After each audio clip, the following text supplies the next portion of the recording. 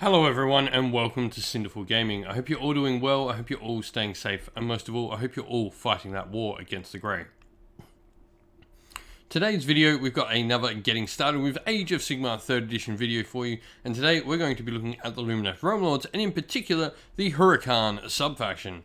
The Hurakan is one of the multiple different elementary parts of the Lumineth Realm Lord Society. We obviously have the Alarith and the other factions we don't quite know of yet, representing both the River and the Zenith, but the Hurakan represent the wind, the air, the sky of Haish and the Lumineth Realm Lords sort of, I guess, religion.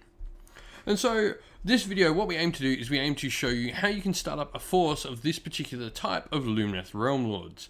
We're going to show you through what this army sort of is and what it does on the tabletop. Then we'll look at how we can get started, what boxes to buy first to get your army moving along, and how we can expand that later with some other box sets as well and other models. At the end of the video, we'll do a little sample army list. It'll be 750 points, a great starting point size to just sort of aim for, just get you into the game and playing games at a sort of, I guess, well-known match play number. 750 points has a bunch of rules in the rule books that sort of help play that style of game. And so, let's start off this video, first of all, by talking about what this army exactly does. Now, all the Lumineth Realm Lords sub-factions, or I guess these archetypes, you might call them, the Hurakan, the Alarith, etc., Venari, etc., all get a bunch of unique special rules. The Lumineth share some special rules throughout the entire army, things like Aether Quartz, etc., but the Hurakan actually get the Move Like the Wind ability, which is specific to any of their models. So this ability, when you make a pile-in move with a Hurakan model, it doesn't need to finish the move at least as close to the nearest enemy model. In fact, it can pile in however it wants. And if a model made a charge move in the same turn, it can also fly and move an extra 3-inch when it charges. And when it piles in. So you've got this ability to really do some sort of, I guess, tactical sort of moving in the thing. You can move out of combat, you can move further away, you can drag your opponents to places, you can jump around and jump into other units. You're not sort of restricted by the general sort of combat restrictions other armies face, and this is a really great tactical benefit for the Hurakan.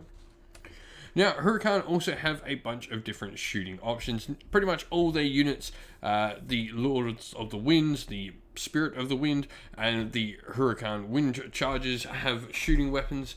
And then you've got loads of tricks. We've already talked about that particular rule where you're going to get all those pile-in rules and stuff like that. But they've also got other things on the other war scrolls in the army. Things like the Spirit of the Wind has some really powerful abilities that allow them to really play with the movement of the game.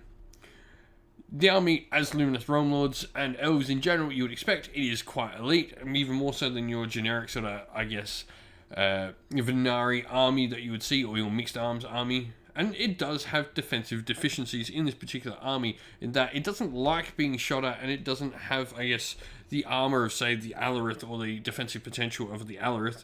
But what it does have is it has abilities, like its movement abilities, you can use to sort of counteract that. And so, now that we've talked about what this army is all about, let's go look at how exactly we start building the force up. And so, where do we start with this force? Well, my first purchase would definitely be the character model for this particular part of the Lumineth Realm Lords army. Now, you do have a named character, Spirit of the Wind, and we'll get talking about him in a second, but I do think a Hurakan Wind Mage is the first port to buy. First of all, it's got some cool abilities. So it's got Wind Leap, where if a friendly Wind Charges unit starts a move wholly within 6 inch, they can have a move of 16 and fly when they move. So he sort of picks them up on the winds around him, just buffing units around him. And then he also, fan of Redirection, add 1 to the save rolls for attacks from missile weapons that target this unit is pretty cool as well. And then we got the Wind Blast Vortex, which is his War Scroll spell, which is just some nice little mortal wound damage. He's pretty fast as well. A 16-inch move means that this wizard is going to get exactly where you need to. Great for sort of keeping up with the rest of your Lumineth Realm Lords force. Now, the unit we've got next to him is the Hurakan Wind Chargers. This is the unit that mentioned that he's going to give 16-inch move and fly to, so definitely going to want to pick them up. They've also got some cool abilities. So first of all, they've got a cool bow where they're 2 attacks, 3s and 3s, Ren 1, damage 1. They actually get to use it in combat for 1 attack, 3 and 3, Ren 2, damage 1. They've also got Wind Charger arrows where you don't apply cover modifiers when this unit shoots at something. And when this unit makes a move, it can pass across terrain and if it could fly. So even though he's not near them, he gives them actual fly. This unit ignores terrain as if they could, so they only move on a vertical. Now, this is when the unit makes a move. So there's a bunch of different things with that, but you can see why the Wind Mage sort of makes them better. Just giving them that innate fly rather than counters having fly is a massive bonus, plus the extra 2 inches of move there as well. So definitely, these are the units you're going to want to pick up to start up that force. You're going to get some cool archers, you're going to get a bunch of movement abilities, and you're going to get some really fast troops.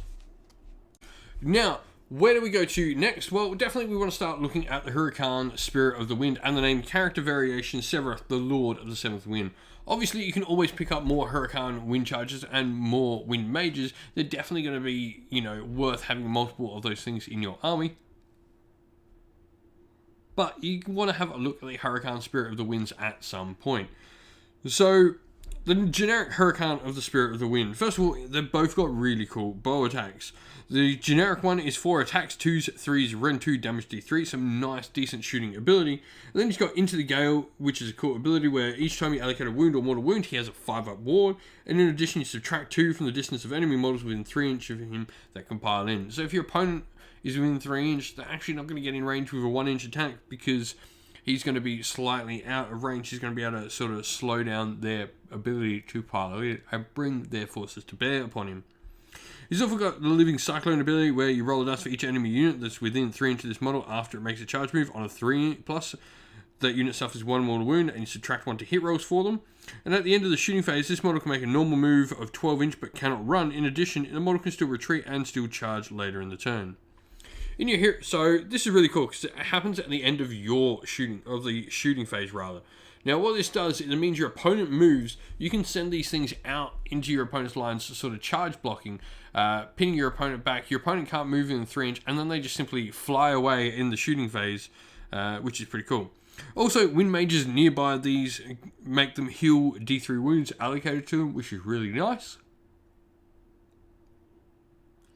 And then we have Sevireth. He's the name character variation. And much like the Alarith Spirit of the Mountain, Sevireth is effectively just a better version of the Hurakan Spirit of the Wind. He is a character, and this is cool because it gives you a different character option other than just wind mages. But really, he just does everything a Hurakan Spirit of the Wind does better, but he does cost more points. It's a pretty cool sort of trade-off to have this one sort of leader option, I guess, for the Hurakan Spirit of the Winds that does that a little bit more than the average one. The one big thing that Sevireth does have over the generic one is he has the Scour ability, where at the start of the charge phase you can pick one faction terrain feature within 1 inch of this model. If you do so, that model cannot charge in that phase but can roll a dice. On a 2+, that scenery's rules on that terrain feature's war scroll cannot be used for the rest of the battle.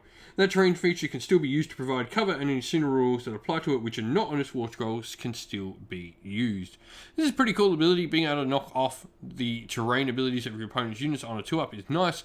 Note, these Spirit of the Winds are not monsters, so he doesn't get monstrous rampages to do that normally. And so here we have a little sample army list of what we can do with a Hurakan army. And so the sub-faction we've chosen to go with is we're going to play with Helen. Helen's an interesting one because you add one to the attack characteristics of missile weapons used by Helen models that are within 3 inches of an enemy unit. This is going to allow us to, while we're in combat, we can stay in there. We've obviously got the ability to put -1s to hit. We've also got those cool sort of combat rules where our opponent can't pile in thanks to our Spirit of the Winds, but also we can play around with how we're piling in, not having to move towards the closest models and all that sort of stuff. So this means we can get within 3 inch, not actually be able to be fought in combat, and get the extra attacks for shooting. It really is a fun sort of technical thing you can do with Helen. Grand strategy wise, Predator's Domain is perfect for this army, taking over the most terrain features on the board. This army is super fast, so it's going to get to where it wants, and Inspired for a +1 to wound is really nice as well. Now, we've got our general, who's going to be a Hurakan Wind Mage. You're going to have the command trait Sky Race Grand Champion, which is just about the coolest command trait you can think of. I mean, what did this guy do? He ran a Sky Race and he won. I mean, he's like an amazing Formula 1 driver. He's got the artifact Metal of Dust, and we've gone Lord of the Winds. He's gone for Howling Gale as his spell, which stops an enemy unit being able to issue or receive command abilities. This is really cool. And so he's just got the stuff he has to take. Skyros Grand Champion, where it gives him once per battle, he can reroll 1 run, 1 charge, or 1 casting roll. So that's a pretty decent sort of sub-faction command trait.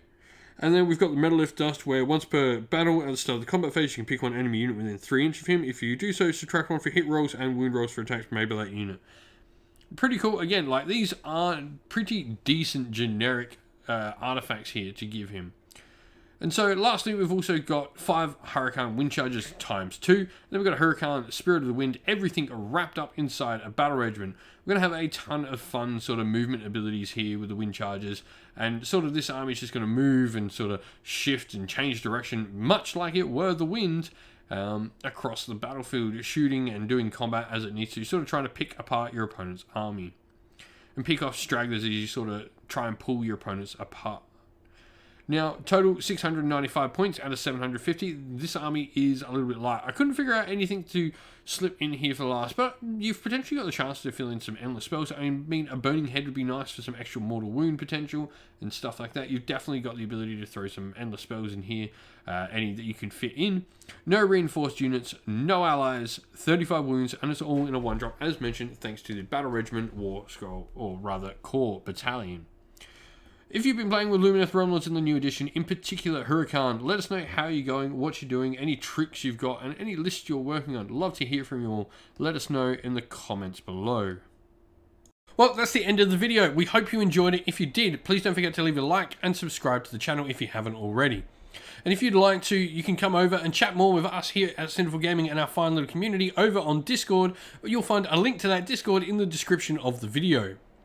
Lastly, we'd like to give a shout out to everyone who helps support the channel via Patreon and YouTube members, and if you'd like to help support the channel via Patreon or YouTube members, you can do so by one of the links in the video's description once again. But a special shout out to all our patrons: Christian Weir, James, Soren, Chaos Spawn, AJC, Kenny Lyle, Outer and Shop First, Andrew Bowen, Nathan Fee, The Rising Ape, Cure Dynamic, Agu, Anthony B, and Dynat226. And another special shout out to our YouTube members: Greenridge Gaming, Kenton Young, Steve T, The Real Zeop, Chris Wallace, Turo12, Vinny, Lock Lorick, Matt Mollin, Becca Kinski Groupie, and the Johnny84. And lastly, a definite special shout out first of all to Lady Witchfox Art, who does all the amazing artwork for the channel, and to Xmorphic, who does all the background work for our Discord server, keeping everything there running smoothly, because I am completely computer illiterate. Thank you very much. But that's it for the video. Hope you enjoyed it. Please don't forget to leave a like and subscribe again. Stay safe, stay well, and most of all, keep fighting that war against the grey. Ciao for now.